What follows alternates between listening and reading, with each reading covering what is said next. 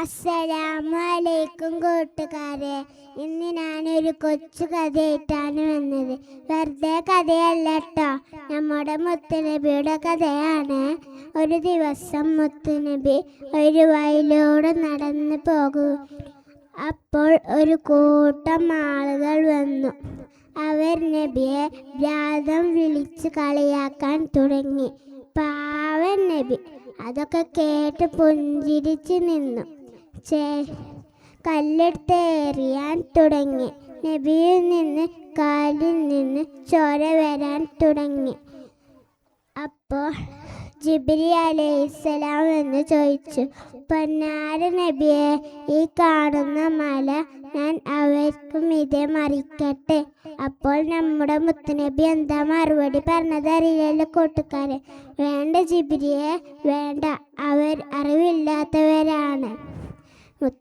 നമ്മുടെ മുത്തുനബിയുടെ എന്ത് നല്ല സ്വഭാവം, നമ്മൾക്കും ഇങ്ങനത്തെ സ്വഭാവമാണ്. അസ്സലാമു അലൈക്കും.